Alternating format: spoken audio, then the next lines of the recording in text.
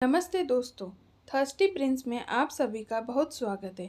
आज हम बात करेंगे नवरात्रि के त्यौहार की।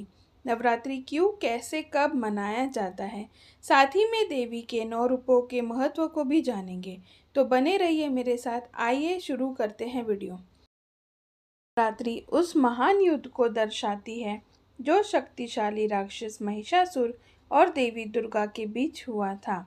महिषासुर को भगवान ब्रह्मा द्वारा अमर रहने का वरदान मिला था।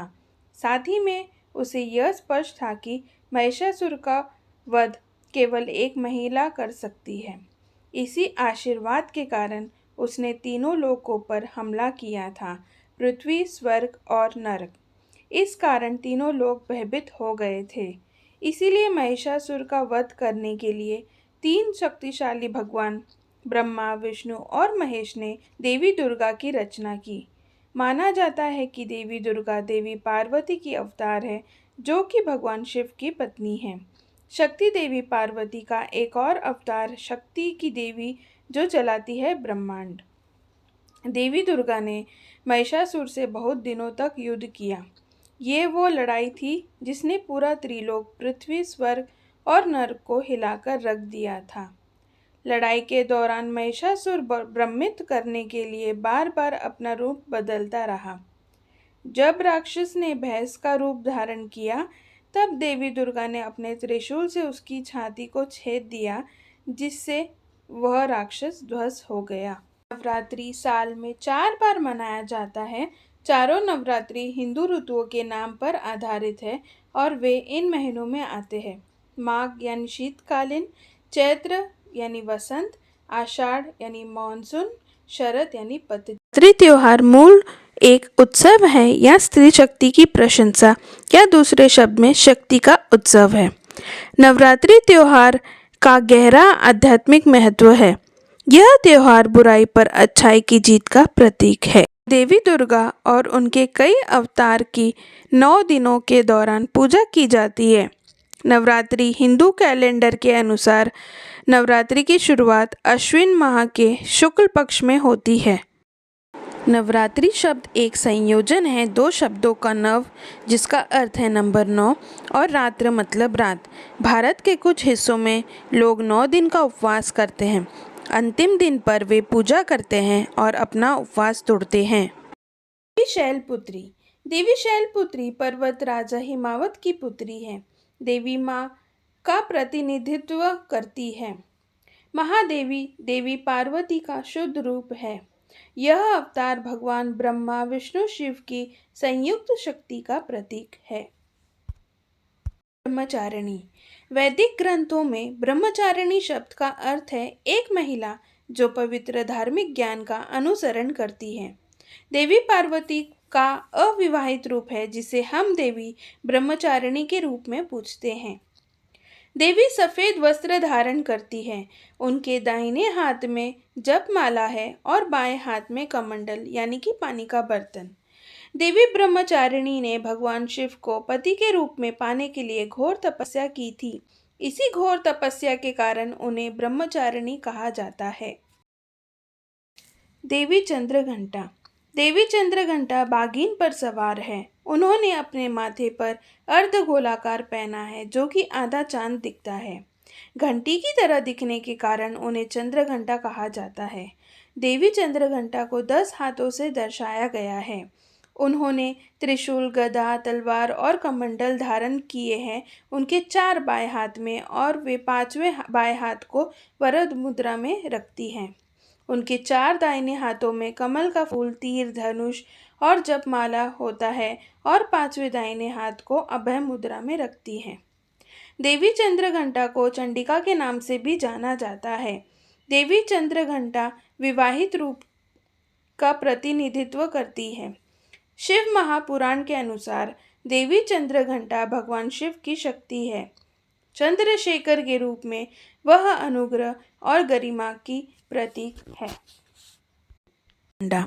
कुश शब्द का अर्थ यानी छोटा, उष्मा का अर्थ है गर्मी या जीवन ऊर्जा, और अंडा का अर्थ है ब्रह्मांडे अंडा। देवी कुष्मांडा को ब्रह्मांड के निर्माता के रूप में माना जाता है। चूंकि देवी ने ब्रह्मांड का निर्माण किया है, देवी को आदि स्वरूप और आदि शक्ति के रूप में भी जाना जाता है। देवी कुष्मांडा के 8 हाथ है, इस वजह से उन्हें अष्टभुजा देवी के नाम से भी जाना जाता है। ऐसा माना जाता है कि सिद्धियों और निधियों को प्रदान करने की सारी शक्ति उनकी जप माला में स्थित है। ब्रह्मांड और कुष्मांडा से संबंध होने के कारण वह देवी कुष्मांडा के नाम से लोकप्रिय है। देवी स्कंद माता, उनका नाम स्कंद, जो कि एक वैकल्पिक नाम है युद्ध देवता कार्तिकेय का, और माता का अर्थ यानी माँ। देवी स्कंद माता एक क्रूर शेर पर सवार है। उन्होंने बच्चे मुरुगन को अपनी गोद में लिया है। भगवान मुरुगन को कार्तिकेय और भगवान गणेश जी के भाई के नाम से भी जाना जाता है। देवी स्कंद माता को 4 हाथों में से चित्रित किया गया है। उनके ऊपर के दोनों हाथों में कमल का फूल है। उनके नीचे के एक दाहिने हाथ में बच्चा मुरुगन है और बाएं हाथ में उन्होंने अभय मुद्रा में रखी है। वे कमल के फूल पर बैठी हैं, इसीलिए देवी स्कंद माता को देवी पद्मासन के रूप में भी जाना जाता है। देवी कात्यायनी, देवी पार्वती का जन्म कात्य नामक ऋषि के घर हुआ था, जिसके कारण देवी पार्वती के यह रूप को देवी कात्यायनी के नाम से भी जाना जाता है। राक्षस महिषासुर को नष्ट करने के लिए देवी पार्वती ने देवी कात्यायनी का रूप धारण किया था। यह पार्वती देवी का सबसे हिंसक रूप है। इस रूप में देवी पार्वती योद्धा देवी के रूप में भी जानी जाती है।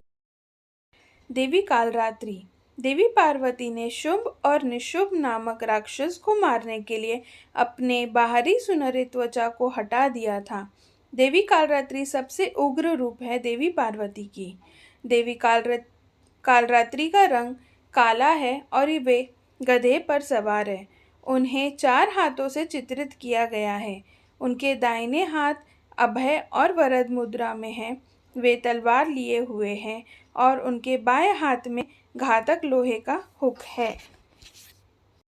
देवी महागौरी, देवी महागौरी बैल पर सवार है और इसी वजह से उन्हें वृषरुधा देवी के नाम से भी जाना जाता है। महागौरी को 4 हाथों से दर्शाया गया है। वे एक दाहिने हाथ में त्रिशूल और दूसरे हाथ को अभय मुद्रा में रखती हैं, तो दूसरी ओर उनके एक बाएं हाथ में डमरू है, तो दूसरे बाएं हाथ को वे वरद मुद्रा में रखती है। देवी महागौरी अत्यंत गोरी है।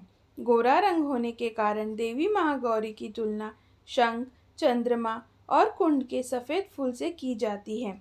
वे केवल सफ़ेद कपड़े धारण करती हैं और उसी के कारण वे श्वेतांबर धरा के नाम से भी जानी जाती है। सिद्धिदात्री, सिद्धि का अर्थ है अलौकिक शक्ति और ध्यान करने की क्षमता, और धात्री का अर्थ है दाता या पुरस्कार देने वाला। शास्त्रों के अनुसार सिद्धियाँ 8 प्रकार की होती है: अनिमा, महिमा, गरिमा, लघिमा, प्राप्ति, प्राकम्य, इंशित्व, वशित्व। भगवान शिव को देवी सिद्धिदात्री देवी की कृपा से सभी सिद्धियां मिली। इनकी पूजा केवल इंसान ही नहीं बल्कि देव, गंधर्व, असुर, राक्षस, यक्ष द्वारा भी की जाती है। भगवान शिव को अर्धनारीश्वर की उपाधि प्राप्त हुई जब देवी सिद्धिदात्री उनके बाएं आधे हिस्से से प्रकट हुई थी।